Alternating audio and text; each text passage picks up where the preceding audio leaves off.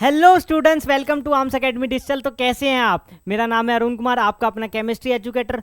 और आज मैं आपके लिए लेकर आया हूं one of the most important topic in chemical equilibrium. आप जानते हो कि केमिकल इक्विलिब्रियम में इससे इम्पॉर्टेंट टॉपिक तो हो ही नहीं सकता।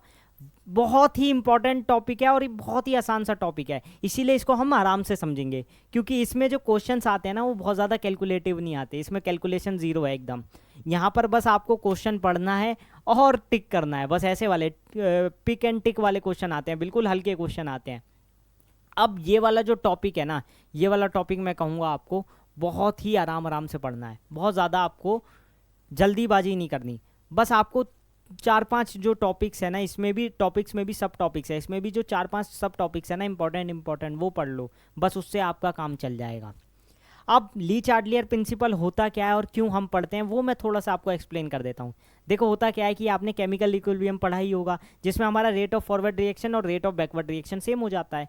अब क्या हम इस इक्विलिब्रियम को डिस्टर्ब भी कर सकते हैं? हाँ, कर सकते हैं, बट उसके लिए कुछ फैक्टर्स हैं, कुछ फैक्टर्स जिसको हमें चेंज करना होगा। अगर हम उन फैक्टर्स को चेंज करेंगे ना, तो हमें इक्विलिब्रियम पे डिस्टर्बेंस देखने को मिलेगा। यानी इक्विलिब्रियम आइदर शिफ्ट होगा रिएक्टेंट साइड में या फिर प्रोडक्ट साइड में। इसको हम इस तरीके से लेते हैं, forward reaction and backward reaction. यानी कि जो हमारा इक्विलिब्रियम है वो फॉरवर्ड डायरेक्शन में जाएगा या बैकवर्ड डायरेक्शन में जाएगा, ये हम देखते हैं।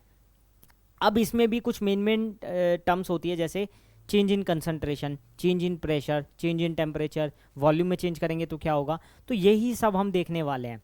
ठीक है, जल्दी से आ जाओ, क्या करते हैं। सबसे पहले हम कंसंट्रेशन पढ़ेंगे, फिर हम टेम्परेचर, फिर प्रेशर, फिर वॉल्यूम, फिर कैटलिस्ट और फिर इनर्ट गैस। मतलब इन सब के केसेस में हम क्या क्या देखने वाले हैं वो हम इस वीडियो में देखेंगे। और इसको बहुत ध्यान से देखना, कॉपी पेन लेकर बैठो, शॉर्ट नोट्स बनाते चलो।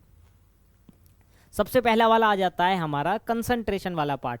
अब कंसंट्रेशन वाले पार्ट में दो बात याद रखो हमेशा, या तो हम रिएक्टेंट की कंसंट्रेशन बढ़ा रहे हैं या हम प्रोडक्ट की कंसंट्रेशन बढ़ा रहे हैं। दोनों ही केस में हमें अलग अलग रिजल्ट्स देखने को मिलते हैं। जैसे कि सपोज करो मैं कोई रिएक्शन लिख देता हूँ, ये A plus B gives P। ये P प्रोडक्ट है और ये रिएक्टेंट साइड है। ये तो आपको समझ ही आ रहा होगा, ये तो आपको समझ ही आ गया होगा। अरे अरे अरे, तो देखो, अगर मैं यहाँ पर ये दो रिएक्टेंट है ना, A और B, इसमें से किसी एक की कंसंट्रेशन बढ़ा दूं या सपोज करो दोनों की कंसंट्रेशन बढ़ा दूं, यानी कि आप सीधे सीधे ये समझो, अगर मैं रिएक्टेंट की कंसंट्रेशन बढ़ा रहा हूं तो हो क्या रहा है, रिएक्टेंट की कंसंट्रेशन बढ़ा रहा हूँ या रिएक्टेंट के नंबर ऑफ मोल्स बढ़ा रहा हूँ। क्योंकि आपको पता है ना, कंसंट्रेशन नंबर ऑफ मोल्स पे डिपेंड करती है, तो यानी नंबर ऑफ मोल्स बढ़ेंगे तो कंसंट्रेशन भी बढ़ेगी। तो उसी तरीके से अगर आप देखो, अगर मैं इसकी कंसंट्रेशन बढ़ाऊंगा तो क्या होगा, जो हमारा रेट होता है वो डिपेंड करता है कंसंट्रेशन पे। ये तो आपको पता ही होगा, है ना, ये तो आपको पता है। तो जब इसकी कंसंट्रेशन बढ़ेगी तो इसका रेट ज़्यादा होने लग जाएगा। तो होगा क्या, इसको कम करने के लिए, अब इसको इक्विलिब्रियम पे लाने के लिए क्या करना होगा कि इसके, क्योंकि प्रोडक्ट से इसकी कंसंट्रेशन ज़्यादा हुई है, अब इसको सेम लाने के लिए, यानी rate of backward reaction, rate of forward reaction को सेम लाने के लिए क्या करना होगा, ये प्रोडक्ट फॉर्मेशन पे जाएगा। यानी इक्विलिब्रियम इस तरफ शिफ्ट हो जाएगा, किस तरफ, प्रोडक्ट की साइड में। किस साइड शिफ्ट हो जाएगा, प्रोडक्ट की साइड में, जो कम होगा। तो यहाँ पर प्रोडक्ट की साइड में जा रहा है, यानी कि जा कैसे रहा है, ऐसे जा रहा है। तो आप इससे याद रखो, इसकी डायरेक्शन हो जाएगी फॉरवर्ड। क्या हो जाएगी, फॉरवर्ड डायरेक्शन। तो यानी जब भी मेरी रिएक्टेंट की कंसंट्रेशन बढ़ रही होगी या प्रोडक्ट की कंसंट्रेशन कम हो रही होगी, क्योंकि ऑब्वियस सी बात है, अगर मैं प्रोडक्ट की कंसंट्रेशन कम कर दूंगा तो भी तो रिएक्टेंट की कंसंट्रेशन उसके कंपेयर में ज़्यादा हो जाएगी। तो यानी दोनों ही केस में, जब रिएक्टेंट की कंसंट्रेशन बढ़ रही हो या प्रोडक्ट की कंसंट्रेशन कम हो रही हो, जो इक्विलिब्रियम है वो हमारा फॉरवर्ड डायरेक्शन में जाएगा। अब इसका उल्टा देखो, उल्टा मतलब अगर मैं इसकी कंसंट्रेशन को कम कर दूं, अगर मैं इसकी कंसंट्रेशन को कम कर दूं और इसकी कंसंट्रेशन को बढ़ा दूं, इसकी कंसंट्रेशन को बढ़ा दूं, किसकी, प्रोडक्ट की, तो होगा क्या, यहाँ पर रेट उसका ज़्यादा हो जाएगा। तो यानी कि जो हमारा इक्विलिब्रियम है वो इस तरफ शिफ्ट होगा, किस तरफ, रिएक्टेंट की तरफ शिफ्ट होगा। तो उस केस में क्या हो जाएगा, बैकवर्ड डायरेक्शन हो जाएगी। इसको आप डायरेक्टली भी याद रख सकते हो कि रिएक्टेंट बढ़ाने पर फॉरवर्ड डायरेक्शन और प्रोडक्ट की कंसंट्रेशन बढ़ाने पर बैकवर्ड डायरेक्शन हो जाता है। यही तो लिखा है यहाँ पर, ये देख लो। और एक चीज़ और याद रख लेना, सॉलिड कंपोनेंट का कोई इफेक्ट नहीं होता इक्विलिब्रियम पे, ठीक है, ये तो आपको पता भी होगा। Next is effect of change in volume, but मैं यहाँ पर प्रेशर भी लेने वाला हूँ साथ साथ। देखो, वॉल्यूम और प्रेशर का केस ना आप एक साथ समझ सकते हो, कोई बहुत ज़्यादा डिफिकल्ट नहीं है।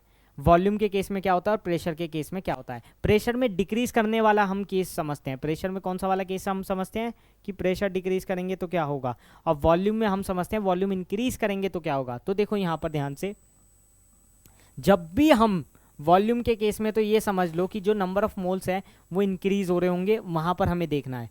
प्रेशर के केस में जहाँ नंबर ऑफ मोल्स डिक्रीज हो रहे हैं, अगर हम प्रेशर बढ़ा रहे हैं तो जहाँ नंबर ऑफ मोल्स डिक्रीज हो रहे हैं वहाँ पर हमें देखना है। समझ रहे हो ये वाली बात को। तो इसको हम बारी बारी से समझते हैं। जैसे on increasing pressure equilibrium will shift in the direction in which pressure decreases.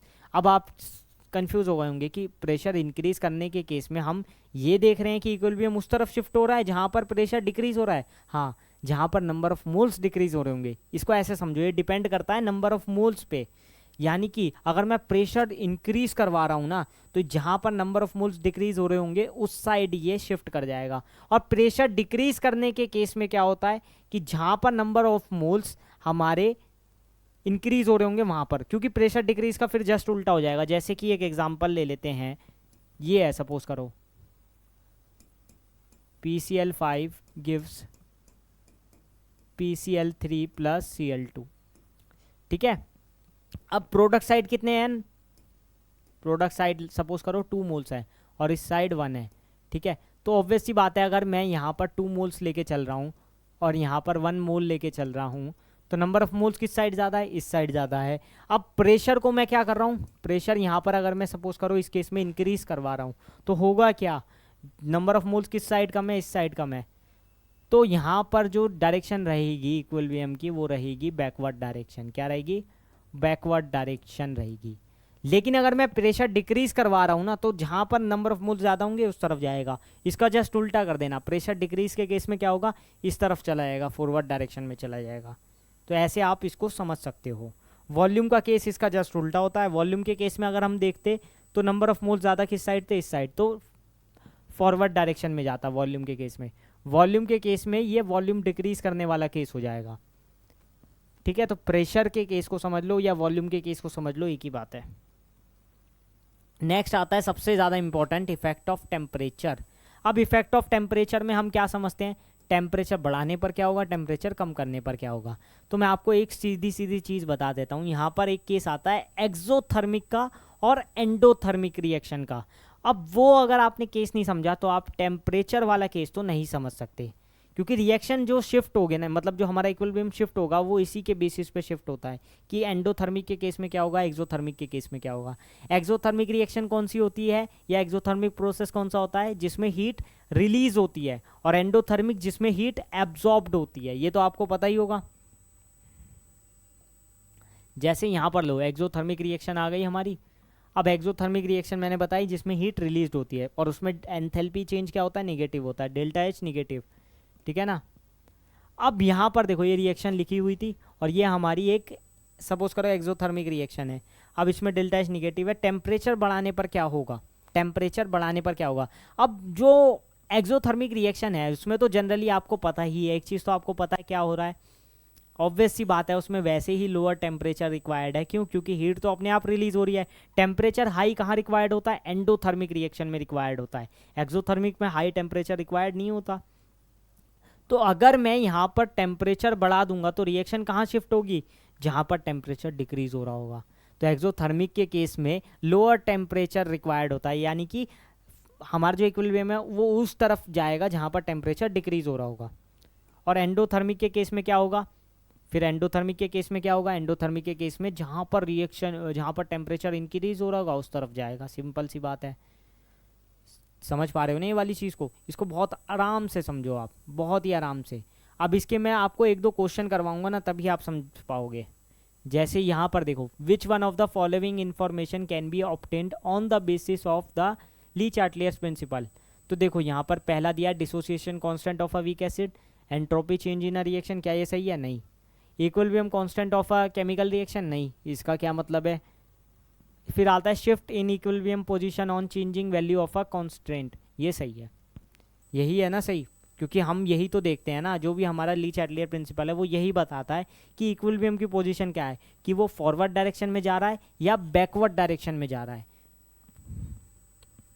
Next ये भी देखो, ये सारे क्वेश्चन आपके नीट के हैं, ये भी आपका नीट का है, बहुत पुराना है वैसे, जब तक तो हम पैदा भी नहीं हुए होंगे, और ये 2025 में आया हुआ है। तो देखो यहाँ पर क्या कह रहा है, higher yield of NO in, higher yield मतलब कहाँ पर NO ज़्यादा बनेगा, अब हमें यही वाला बताना है। अब ये हमारा कंसंट्रेशन वाला पार्ट आ जाएगा, ठीक है।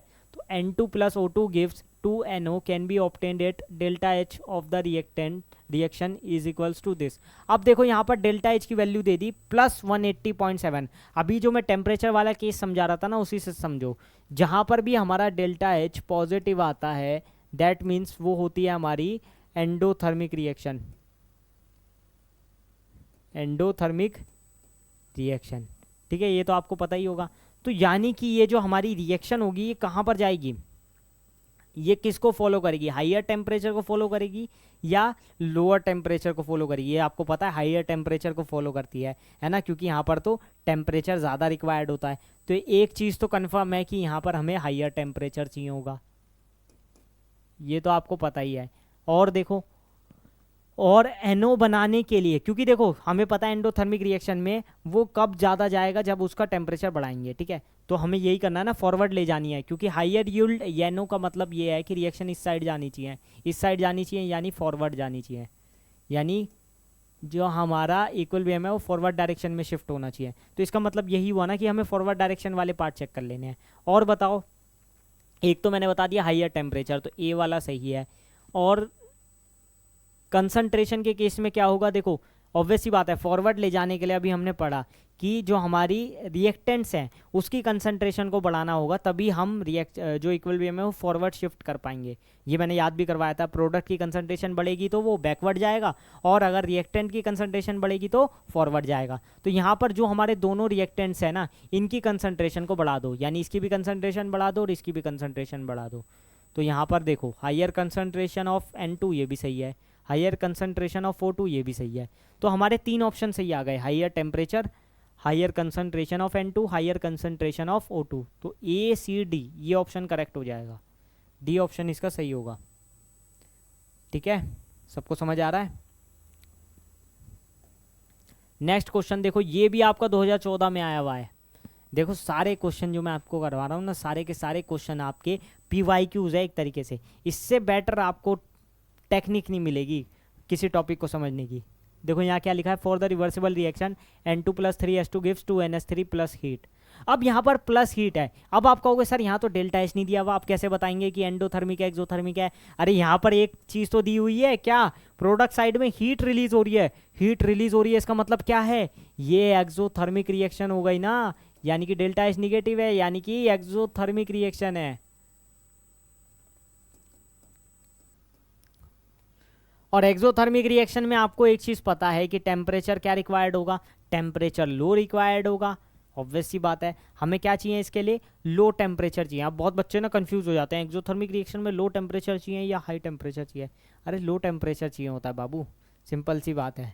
तो टेम्परेचर क्या होगा, लो, यानी कि टेम्परेचर घटाना पड़ेगा अगर हमें फॉरवर्ड ले जानी है। हाँ फॉरवर्ड ही ले जानी है ना, हाँ तो सीधी बात है, लो टेम्परेचर रिक्वायर्ड होगा,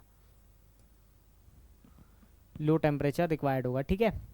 और एक और चीज़ मैं आपको बता दूं, ये तो मैंने बता दिया लो टेम्परेचर रिक्वायर्ड होगा, इसके अलावा प्रेशर के केस में क्या होगा, प्रेशर के केस में आप नंबर ऑफ मोल्स चेक कर लो प्रेशर के केस में, क्योंकि यहाँ पर टेम्परेचर कंसंट्रेशन और प्रेशर का है। फॉरवर्ड के लिए देखो इन दोनों की कंसंट्रेशन बढ़ानी पड़ेगी, अगर मुझे फॉरवर्ड ले जानी है, ऑब्वियस सी बात है रिएक्टेंट की कंसंट्रेशन बढ़ानी होती है। और प्रेशर के केस में क्या करना होगा, नंबर ऑफ मोल्स किस साइड ज़्यादा है, यहाँ है 1 + 3 4 और यहाँ है 2, तो नंबर ऑफ मोल्स इस तरफ कम है, तो इसको फॉरवर्ड ले जाने के लिए अब देखो सिंपल सी बात है, अगर प्रेशर इंक्रीज करेंगे तो वो इस तरफ जाएगा जहाँ नंबर ऑफ मोल्स ज़्यादा है, तो मेरे को प्रेशर को इंक्रीज़ कराना पड़ेगा, सही है, क्योंकि प्रेशर इंक्रीज़ कराने पर नंबर ऑफ मोल्स जहाँ कम होते हैं उस तरफ जाता है ना, तो इस तरफ जाएगा, तो प्रेशर इंक्रीज़ कराना पड़ेगा। तो इसमें लो टेम्परेचर, प्रेशर इंक्रीज़ कराना होगा, और कंसंट्रेशन N2 और H2 की कंसंट्रेशन बढ़ानी होगी, मतलब N2 और H2 की high concentration, pressure increase, low temperature, ये तीन केस होने चाहिए इसमें। अब ये चेक कर लो ये किस में आ रहे हैं, by increasing the concentration of NH3, नहीं गलत हो जाएगा, क्योंकि अगर मैं प्रोडक्ट की कंसंट्रेशन बढ़ा दूंगा तो वो बैकवर्ड चली जाएगी और हमें फॉरवर्ड बतानी है।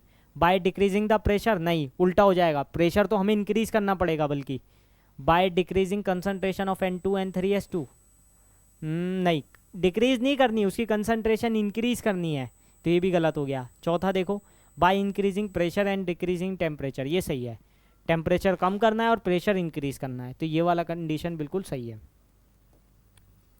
नेक्स्ट देखो, कैटलिस्ट का क्या इफेक्ट होता है किसी भी इक्विलिब्रियम पे। अरे सबको पता है कैटलिस्ट का कोई इफेक्ट नहीं होता, कैटलिस्ट इक्विलिब्रियम पे कुछ भी इफेक्ट नहीं शो करेगा, तो यहाँ पर जो हमारा इक्विलिब्रियम है वो वैसा का वैसा रहेगा, मतलब ये कोई इफेक्ट ही नहीं होगा। यहाँ पढ़ भी लो, substance which can alter the speed of a chemical reaction without itself getting consumed at the end of the reaction due to the catalyst the state of equilibrium is not affected. Main line ये वाली है बस, तो equilibrium के case में कोई फर्क नहीं पड़ने वाला। नेक्स्ट आता है effect of addition of an inert gas. अब ये वाला जो पॉइंट है ना बहुत ज़्यादा इंपॉर्टेंट है, इसमें आपको दो तरह से पढ़ना है, एट कांस्टेंट वॉल्यूम और at constant pressure.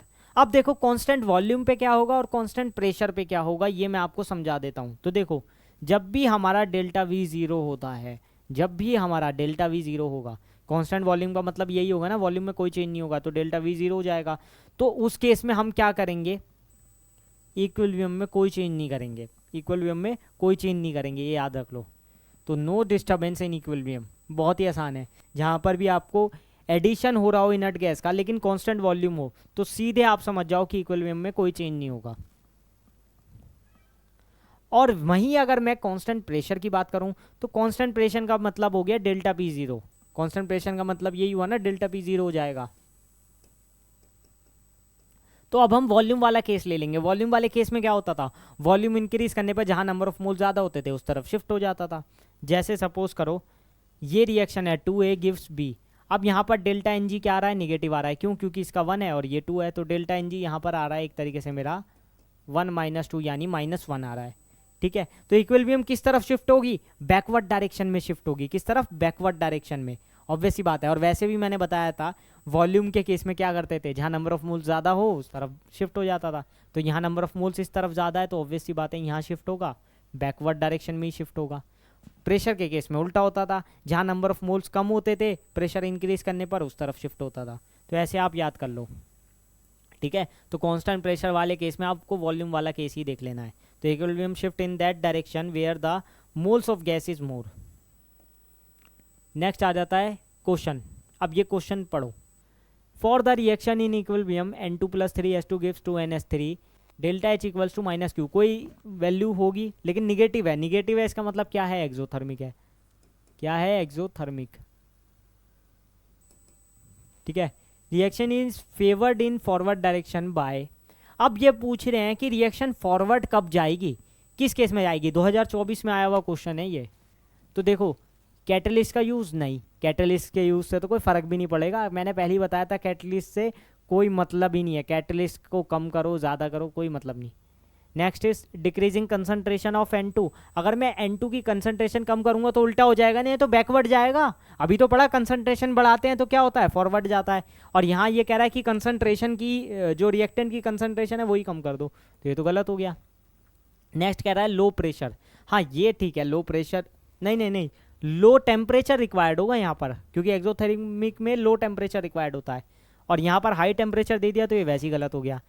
Low pressure कह रहा है, नहीं प्रेशर हाई रिक्वायर्ड होगा आई थिंक, क्योंकि यहाँ पर देखो नंबर ऑफ मोल्स यहाँ 2 है यहाँ पर 4 है, तो प्रेशर इंक्रीज कराने पर इस तरफ जाएगा, फॉरवर्ड डायरेक्शन में जाएगा। हाँ तो हाई प्रेशर रिक्वायर्ड होगा और लो टेम्परेचर रिक्वायर्ड होगा। तो high pressure, low temperature and higher concentration of S2। S2 क्या है, रिएक्टेंट है, तो सही है। तो डी ऑप्शन सही हो जाएगा बस। इस टाइप का एक क्वेश्चन मैंने पहले भी कराया। नेक्स्ट देखो, what happens when an inert gas is added to an equilibrium keeping volume unchanged. Keeping volume unchanged. अब यहाँ पर वॉल्यूम चेंज नहीं करना है, यानी वॉल्यूम एक तरीके से कांस्टेंट है, यानी डेल्टा वी क्या है, 0 है, और इनर्ट गैस ऐड कर दें। ये वाला केस मैंने अभी समझाया आपको, ये देखो ये जेई में आया हुआ क्वेश्चन है और ये एनसीईआरटी का भी है, इसलिए मैंने लिया है। तो सिंपल सी बात है, क्या करना है, जहाँ पर आपको इनर्ट गैस वाला डेल्टा वी 0 वाला केस आ जाए ना, जहाँ पर वॉल्यूम अनचेंज्ड है, कांस्टेंट वॉल्यूम वाला केस आ जाए, वहाँ पर इक्विलिब्रियम चेंज ही नहीं होता। ये मैंने पहले ही बताया था। तो इसमें डायरेक्टली आंसर लिखना था, इक्विलिब्रियम विल रिमेन अनचेंज्ड। ये देखो मैंने अभी यहाँ करवाया था आपको। कांस्टेंट वॉल्यूम के केस में, ठीक है, कि इक्विलिब्रियम डिस्टर्ब नहीं होता है। कब? जब हम इनर्ट गैस ऐड करते हैं कांस्टेंट वॉल्यूम पे। और उसी पे बेस्ड ये वाला क्वेश्चन था हमारा। जल्दी बताओ सही है कि नहीं। तो बस आज की वीडियो में बस इतना ही था। आई होप आपको ये समझ आया होगा, और अगर आपको समझ आया तो लाइक कमेंट करके ज़रूर बताना, और ऐसी ही नई नई वीडियोस देखने के लिए हमारे चैनल को सब्सक्राइब कर लो। मिलते हैं नेक्स्ट वीडियो में। Till then, thanks for watching and stay tune with us.